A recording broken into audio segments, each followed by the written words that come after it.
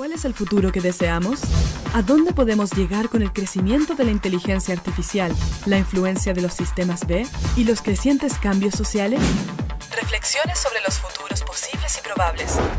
Cada lunes y miércoles a las 11 horas en Exploradores de Futuros. Con Bárbara Ferrer, en divoxradio.com.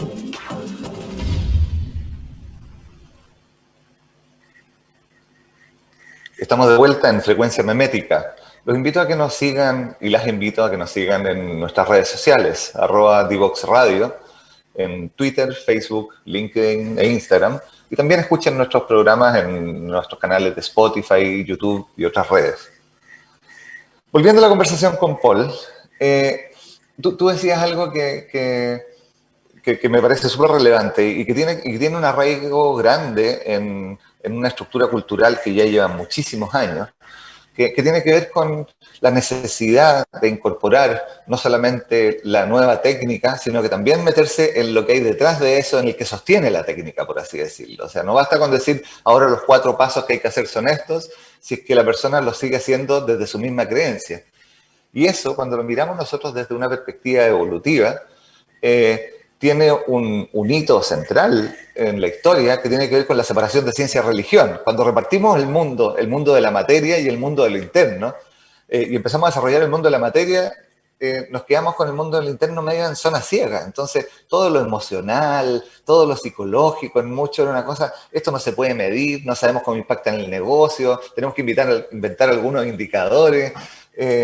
Por lo que el que está metido en el mundo de la materia, de lo que se ve, de lo tangible, de lo concreto, te dice, bueno, pero estas habilidades adaptativas, ¿cómo le pegan al EBITDA, digamos? Y ese link no es tan fácil de responder porque tampoco es inmediato y muchas veces hay que descalzar la velocidad de ese proceso de cambio de la velocidad de la obtención del resultado. Pero en una situación como esta, que de repente se te mueve el piso, te ves obligado a juntar esos dos procesos. Entonces, ¿cómo abordaron ese desafío? Porque ahí aparece como medio obligado la necesidad de cambiar ese paradigma. Totalmente. Sí, es verdad. Cuando uno está metido mucho en estos temas, dice, si el mundo cambió, ¿por qué no han cambiado las personas o las maneras de hacer las cosas? ¿Por qué si ya no es así, no podemos cambiar? Yo creo primero, siempre nosotros empezamos a señalar pero ¿qué es lo que queremos lograr? ¿Cuál es nuestro objetivo principal o nuestro propósito? Y después de eso, cuando teníamos claro eso, ahí pasábamos justamente al AI. Y en el AI yo creo que es importantísimo, y yo lo empecé a vivir en Telefónica antes y no me había dado cuenta. En Telefónica, por ejemplo, teníamos un proceso de formación de líderes, donde primero trabajabas, te mandaban, era maravilloso, viajabas a la universidad corporativa de Telefónica, a Barcelona, a una universidad, a un campus de Telefónica que era muy lindo, y el primer curso era Lean Self. Lean Self se trataba justamente de primero entenderte a ti, de conocerte. Y pucha que cuesta o que nos conocemos poco. Incluso cuando uno entrevista a personas, se da cuenta que la persona desconoce muchas veces incluso su fortaleza y obviamente oculta sus oportunidades. Y debería ser al revés, debería ser una persona que al final tenga la humildad para decir, mira, sabes que estoy trabajando en esto tengo ciertas oportunidades de mejora, y lo estoy trabajando, lo tengo consciente y tengo desarrollando. Pero ya esas son las fortalezas y las habilidades, pero si vamos a las creencias y a los valores, hacerlos conscientes es como que no fuimos educados, nadie nos dijo, oye, analiza un poquito tus creencias, o analiza cuáles creencias ya son invalidantes o creencias que son anacrónicas justamente a la realidad, y cuáles son, qué es lo que valoras en la vida también, incluso cuál es tu propósito personal. Entonces, en Telefónica nos hacían, y yo no entendía, yo decía, pero ¿para qué sirve esto antes? ¿Para qué sirve esto? Sirve justamente para hacerte consciente de las cosas que te pueden funcionar, porque obviamente si tú tienes creencias es justamente para dar respuesta y responder a la realidad o a las cosas que están sucediendo a tu alrededor. Y para trabajar en eso, en las personas es clave, o sea, de que se entiendan primero, y especialmente los líderes, que se entiendan, comprendan cuáles son sus paradigmas y después justamente modificarlos.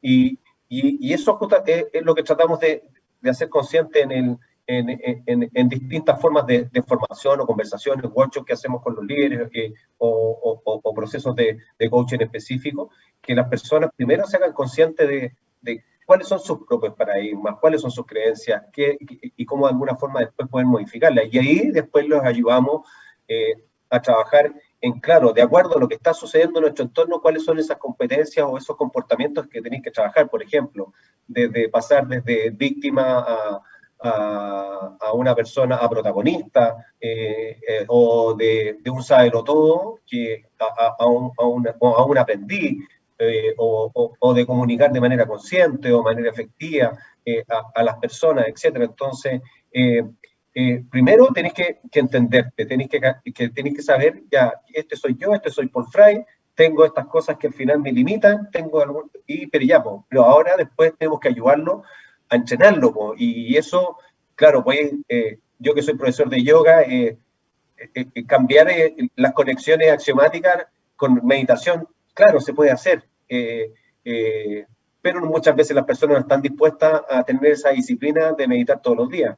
Pero la otra forma es justamente enseñarle comportamiento, hacerlo consciente y después trabajarlo permanentemente. Es como llevarlo a la práctica. Ya esos cursos que nosotros mandamos a la gente 8 horas a los líderes antes, ya no funcionan, pues tenéis que darle el comportamiento, que lo visualicen, entiendan cómo yo lo llevo, cómo lo estoy haciendo yo, y después práctica, para justamente generar el hábito y cambiar esa red, que al final, ese chip automático, que al final genera reacción, sino que la persona empieza a responder desde justamente un aprendizaje en la práctica, en la realidad, y empieza a darse cuenta que le funciona mejor, y genera mejores resultados. Así que eso es lo que yo creo que es clave. Desde el objetivo, lo que queremos lograr, un objetivo claro, simple, bien comunicado, a justamente trabajar desde la persona y que se dé cuenta sus limitaciones, sus creencias, para después eso ponerlo en práctica con el equipo, el WI, y empezar a trabajar desde metodologías de inclusión, pero también en relaciones de confianza. Ahí hay algo que mucho ha quedado en zona ciega dentro del contexto organizacional, que tiene que ver con cómo aprenden las personas.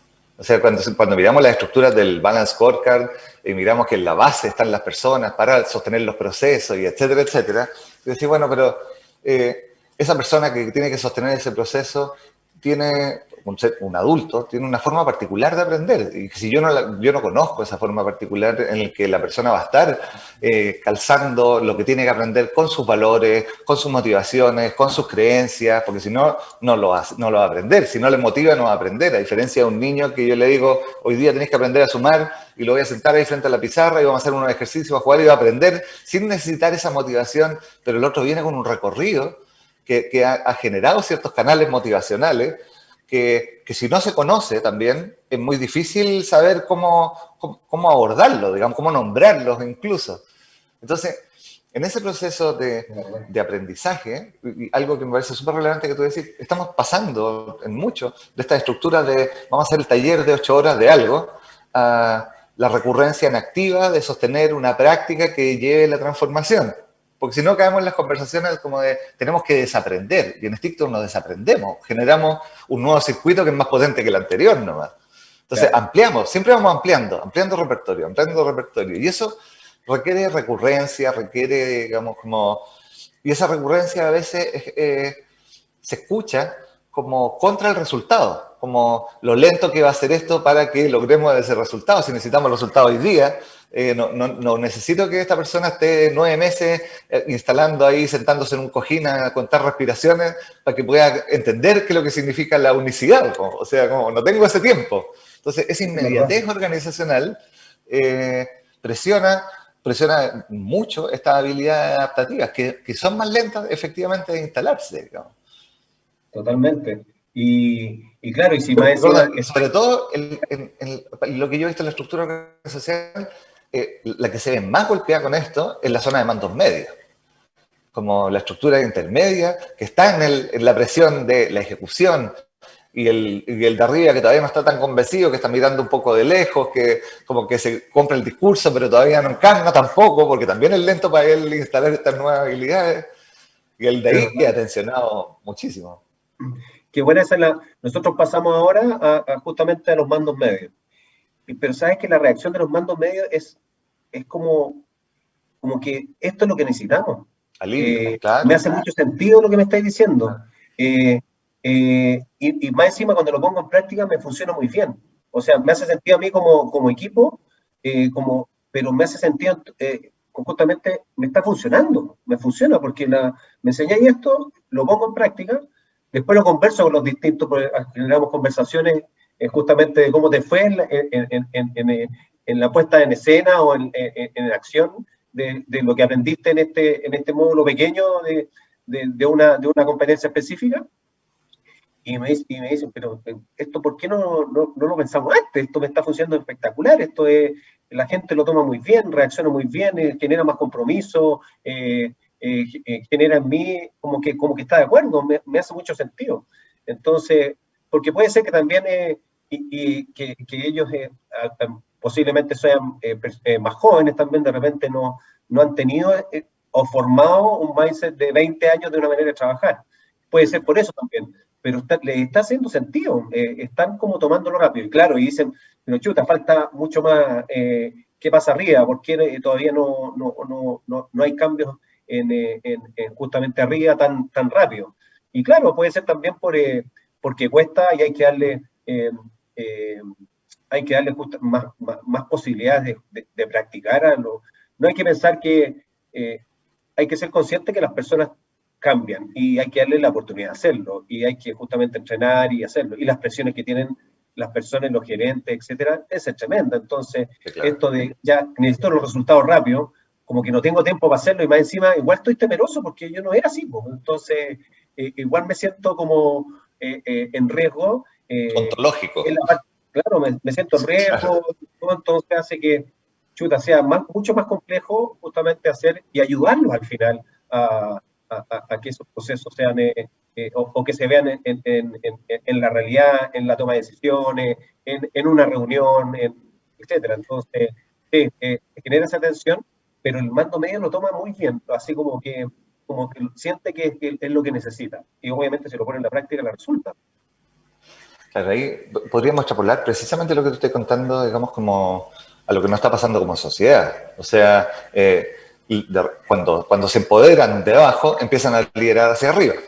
Y esa tensión, muchas veces la organización no está preparada para ese movimiento. Y claro, en algún minuto nosotros dejamos de hacer cursos de liderazgo y cosas así para mandos medios, precisamente si es que no teníamos muy agarrada la alta dirección para que pudiera recibir ese poder que estaba creando, porque si no es crear revoluciones y que la gente rebote contra el techo. Entonces termina generando sufrimiento en esos espacios, digamos. Y me acuerdo que la pintura que hicimos teníamos un salón que teníamos como un showroom para las reuniones, y pintamos Revolución Cultural, pintado entero en el edificio de Rosas de Falabella, después lo borramos, y partimos, Revolución Cultural se llama. Y usamos un recurso que son los embajadores. Dijimos, nombremos a personas de la organización, que es un recurso clásico que uno utiliza en gestión del cambio, donde escoges personas que hacen más, es como un recurso más viral, que al final... Coalición de cambio, claro. Claro, que te ayudan a empujar el cambio. Y resultó muy bien, porque ellos cuando ellos ya, aparte de ser el ejemplo, que tenían que comunicar esto al resto de la organización y todo, tenían que ir a enfrentar a los líderes a contarles lo que ellos estaban viviendo, y hacer peticiones también, o sea, mira, esto es lo que queremos hacer. Y los líderes tomaban, ellos también eran líderes mando medio, ellos lo escuchaban mucho más, porque al final veían que personas que lo estaban viviendo, al final estaban empujando desde abajo, desde los equipos. Y también yo creo que es una buena forma de acelerar un proceso de cambio, tener estos agentes de cambio, y no solamente líderes. En ese momento nosotros logramos líderes, ahora queremos también influencers, personas que sean movidas, que no sean solamente líderes, que muevan justamente el proceso y que propongan y que articulen esto en los distintos equipos. Y que de alguna forma encarnen esa cultura que se está propiciando. Justamente, porque la encarnen, que sean, sí, que sean justamente... Referencia viva, digamos, claro. También, porque al final los equipos digan, es embajador, porque al final es la cultura que queremos, pues es la que necesitamos, no solamente la que queremos, es la que necesitamos para justamente satisfacer al cliente, simplificarle la vida y también justamente seguir alcanzando los resultados que estamos acostumbrados.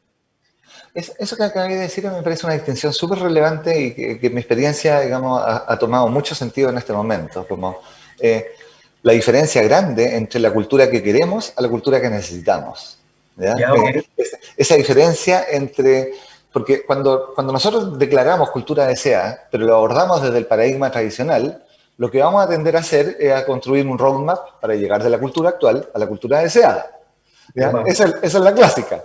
¿Ya? Sí. Pero cuando yo digo, deseo una cultura que es distinta a la que tengo actualmente, lo que estoy haciendo, la declaración que estoy haciendo, es que en este momento presente estoy viviendo una tensión adaptativa que me está empujando por algún lado a ese cambio y que le pongo una visión objetiva. Pero me empiezo a mover y esa visión objetiva también se empieza a mover muchas veces, digamos. Entonces, la pregunta es, ¿qué es lo que necesito ahora? Muchas veces propicia el cambio cultural sin tener el benchmark cultural de a dónde quiero llegar, ¿ya? Sabiendo que es un proceso, que la cultura no es un proceso diseñable así como 100%, porque tiene infinidad de elementos adentro. Entonces, devolver a los equipos como al ¿qué necesitamos?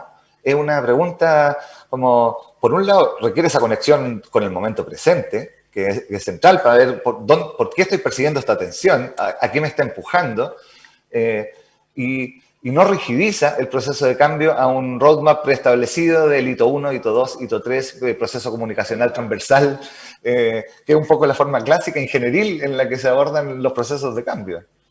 Es verdad, incluso cuando me enseñan qué es transformación, nosotros lo llamamos evolución, como tú también lo señaláis, evolución porque también hay muchas cosas que al final hay que, desde el pensamiento más, desde el trabajo de la fortaleza, hay cosas en Falabella que son espectaculares, po. Hay cosas que funcionan muy bien, la capacidad de emprender, la capacidad de desafío, la capacidad de justamente Falabella cambia muy rápidamente siendo una empresa muy grande y se adapta rápidamente, hace piloto, MVP y empieza el tiro. Son súper buenos para justamente, mira, para allá la cosa, probemos y vamos probando, etcétera. O sea, teníamos una mentalidad ágil desde antes, entonces hay cosas y esa capacidad de emprender y hacer que los equipos prueben, eso existía y eso hay que fortalecerlo. Entonces, sí, claro, no es transformar, es como pucha borrón y cuenta nueva, no es eso, es como recuperemos las cosas buenas, fortalezcamos y veamos qué cosas de repente necesitamos para justamente adaptarnos a este nuevo entorno.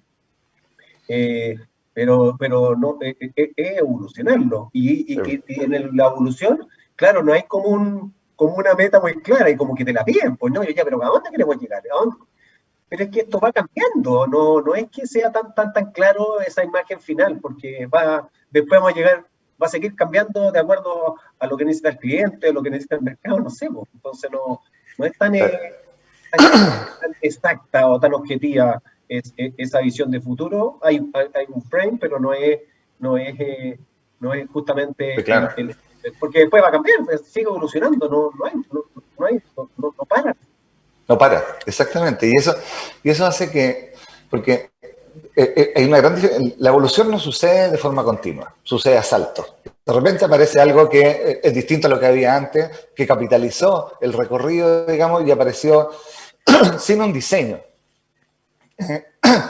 Entonces, lo que hay que trabajar es generar las condiciones que permitan que suceda la evolución, digamos. Pero no podía asegurar ese salto evolutivo, ni saber para dónde va a evolucionar, pero tener el contexto adaptativo que permita ir como capitalizando de alguna forma y que tiene mucho que ver con aprendizaje en la acción, que es algo que ha medio olvidado en las organizaciones, que tiene que ver con la conversación recurrente, la reflexión permanente sobre lo que estamos haciendo, la reconceptualización, la nueva aplicación, y que es muchísimo más una lógica de iteración y de productos mínimos viables y de experimentos, que de carta Gantt y roadmap predefinido de, bueno, qué es lo que toca en el mes 4 respecto a este proceso de cambio, digamos. Y cuando tú llegas a la organización a decirle eso, los metís en una zona que es bien dificultosa, nebulosa, porque yo digo, bueno, pero ¿cuál va a ser el output de esto? ¿Cuándo va a estar el resultado de esto? ¿Qué es el lenguaje anterior, digamos? Sí. Súper mecánico, es muy lineal. Exacto. Yo creo que la clave y yo creo que muchas empresas, y yo creo que la que ahora, en la que estoy, es clave justamente estar observando, escuchando permanentemente lo que está pasando. Y esa conexión con el cliente, con el mercado, los cambios, no solamente en términos cualitativos, sino que tener la información y la data para tomar decisiones, yo creo que es fundamental. También desde mi rol de gestión de personas, o sea, cómo de alguna forma yo estoy escuchando permanentemente lo que está pasando en mi organización y con las personas, pero también con la data que me nutre también esa conversación para ir tomando y probando cosas rápidamente, pero desde lo que está sucediendo. Y yo creo que eso lo hacemos muy bien, de observar lo que está pasando en los otros, qué está haciendo la competencia, qué están haciendo los otros, copiar ciertas cosas que creemos que nos van a ayudar, para ir, ir probando y permanentemente, pero de acuerdo a la capacidad de estar conectado con lo que está sucediendo. Y yo creo que ahí nosotros tenemos una ventaja muy grande, porque en nuestras tiendas físicas, ahí circulan las personas, las observan, las escuchan. Un laboratorio permanente, claro. Un laboratorio permanente. Nordstrom, por ejemplo, me acuerdo, Nordstrom, que es un retailer norteamericano que ha sobrevivido y ha pasado a ser una empresa súper omnicanal, donde al final la venta web y la venta en una tienda por departamento es como una experiencia súper transversal para el cliente. Ellos tienen la célula dentro de la tienda. Dentro de la tienda está la célula. Y están ellos probando permanentemente con los clientes qué cosa al final les genera más satisfacción, mejora la experiencia de compra y también vende más. Así claro. Que es interesante esa como habilidad etnográfica que tienen de estar metidos en la tienda y viendo lo que le está pasando al cliente. Y si es presencial, lo tenía ahí mismo. Obviamente en la web puedes analizar qué pincha y eso te da la data, te complementa, pero es súper enriquecedor hacer que las personas que trabajan en la plana ejecutiva, en la oficina central, que toman decisiones, estén en contacto permanente y estén observando y escuchando lo que le pasa al cliente para después justamente hacer ajustes a lo que estamos haciendo. Paul, muchísimas gracias por haber aceptado la invitación. Yo creo que esta conversación y el desarrollo de esto es algo que está poniendo en jaque hasta nuestro sistema educativo, ¿ya? O sea, como que esto no es solamente un tema organizacional de las nuevas habilidades que se necesitan, sino que tiene que ver con los nuevos ciudadanos que estamos lanzando al mundo. Entonces, son habilidades que en estricto deberíamos empezar a considerarlas desde la primera infancia para que sean como parte central de nuestra formación, ¿ya? Y no sigamos con esta formación como de input-output, como con metáforas de máquina que tiene que funcionar como reloj, que tiene que andar como avión, que son las metáforas clásicas organizacionales, y empezar a ver esta cosa más orgánica en la que el cliente es parte de tu equipo, en muchos casos, digamos, de alguna forma. Sí, claro. Así que, muchas gracias por esta conversación. Muy interesante, muy entretenido. Qué bueno. Nos vamos a una pausa musical antes del cierre y volvemos en Frecuencia Memética en Divox Radio. Claro. Desde Chile para el mundo. Divox Radio. Señal online.